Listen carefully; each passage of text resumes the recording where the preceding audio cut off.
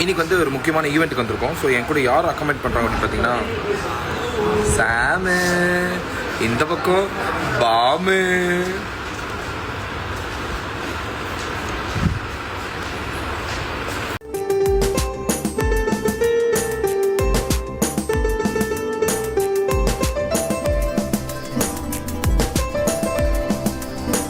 Serial actor Lakshmi பிரியாவும் சபரிநாதனும் ரீசெண்டா ஒரு college ஈவெண்ட்ல கெஸ்டா கலந்துருக்காங்க. So அப்ப எடுக்கப்பட்ட வீடியோ தான் இது.